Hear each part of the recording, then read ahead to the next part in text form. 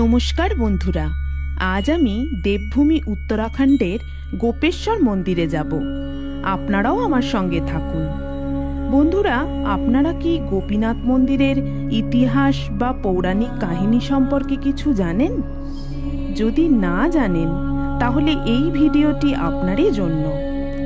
ভিডিওটি স্কিপ না করে সম্পূর্ণ দেখার অনুরোধ রইল।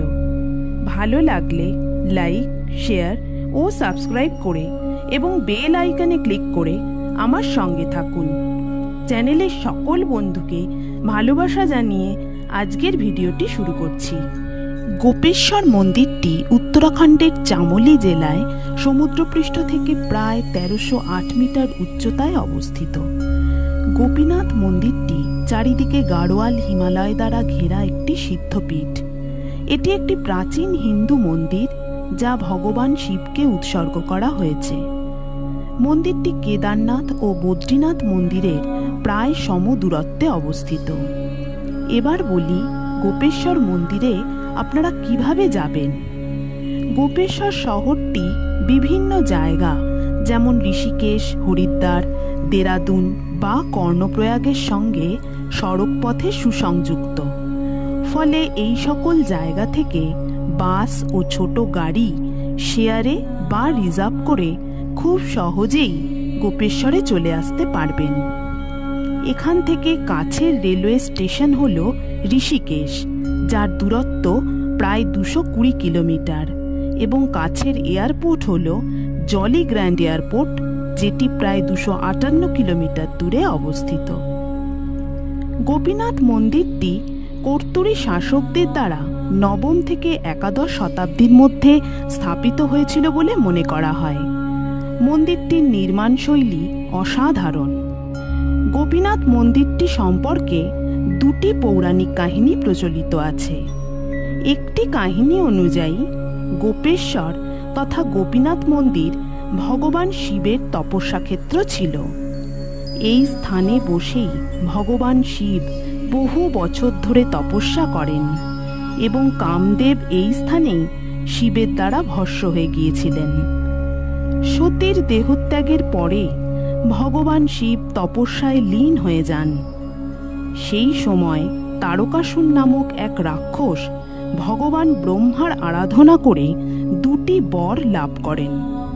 এক, ব্রহ্মার দ্বারা সৃষ্ট কেউ তাকে হত্যা করতে পারবে না, আর দুই, একমাত্র শিবের পুত্রই তার মৃত্যুর কারণ হবে।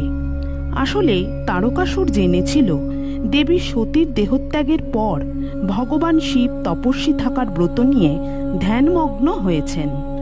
সুতরাং তপস্বী শিবের কখনোই পুত্র সন্তান লাভ হবে না। ফলে কার্যত তারকাসুর অমরত্ব লাভ করবে। এই ভেবেই সে নিজেকে অমর ভাবতে শুরু করে দেয় এবং ত্রিলোকের অধিপতি হয়ে সকলের জীবন বিপর্যস্ত করে তোলে। কেউ তখন তাকে বধ করতে পারছিল না। এই সময় ভগবান ব্রহ্মা বলেন, একমাত্র ভগবান শিবের পুত্রই তারকাসুরকে বধ করতে পারবে। ব্রহ্মার কথা শুনে সমস্ত দেবতাগণ শিবের উপাসনা করেন, কিন্তু তাতেও কোনো ফল হয় না। শিবের তপস্যা ভঙ্গ হয় না।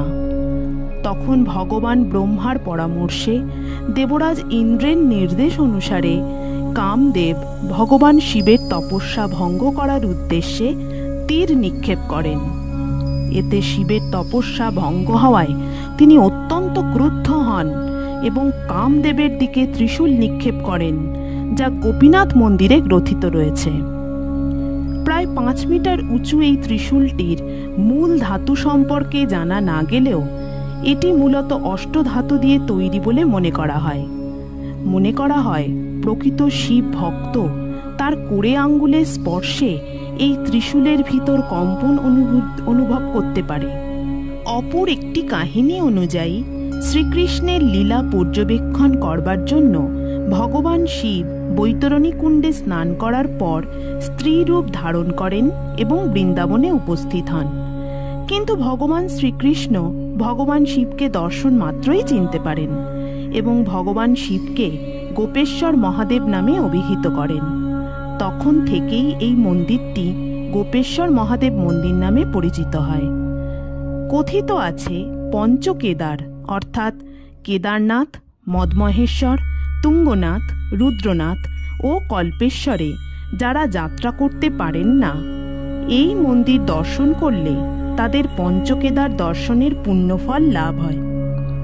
এই মন্দিরে এসে ভগবান শিবের দর্শনে সমস্ত কষ্ট দূর হয়ে যায়। প্রাচীন মন্দিরগুলির মধ্যে কেদারনাথ মন্দিরের পরেই গোপীনাথ মন্দিরের নাম করা যেতে পারে। এই মন্দিরের একটি স্থানে 24টি দরজা রয়েছে বলে জানা যায়। মূল মন্দিরের গর্ভগৃহে রয়েছে স্বয়ম্ভু শিবলিঙ্গ, যিনি ভগবান গোপীনাথ নামে পরিচিত, আর রয়েছে তাঁর বাহন নন্দী। মূল মন্দিরের পাশে মা দুর্গা, শ্রী গণেশ, হনুমান ও পরশুরামের মন্দিরও রয়েছে। মন্দির পরিসরে অবস্থিত আংশিক ছিন্নমূর্তির অস্তিত্ব দেখে বোঝা যায় মন্দিরটি বহু প্রাচীন। কিছুটা দূরে রয়েছে বৈতরণী নামক একটি কুণ্ড, যেখানকার জলে স্নান করলে সমস্ত পাপ দূর হয়ে যায় বলে মনে করা হয়। প্রতি বছর দেওয়ালির সময় এখানে বিশেষ মেলার আয়োজন করা হয়। দেওয়ালির দিন গোপীনাথ মন্দিরে বিশেষ সন্ধ্যারতি ও মন্দিরের শীর্ষভাগে প্রদীপ জ্বালানোর নিয়ম রয়েছে, যা এই মন্দিরের শোভাকে কয়েক গুণ বাড়িয়ে তোলে। চারধাম যাত্রার সময় ভক্তেরা যখন কেদারনাথ দর্শনে যান, তখন অনেকে এই গোপেশ্বর মন্দিরের দর্শন করেন।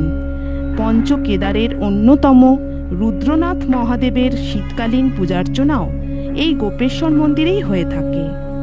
শীতকালে প্রচুর বরফ পড়ার জন্য পাহাড়ের উপরে যখন রুদ্রনাথ মহাদেবের পূজা সম্ভব হয় না, তখন রুদ্রনাথ মহাদেবকে পাহাড় থেকে নামিয়ে এনে পরবর্তী 6 মাস এই গোপেশ্বর মন্দিরে রেখেই পুজো করা হয়।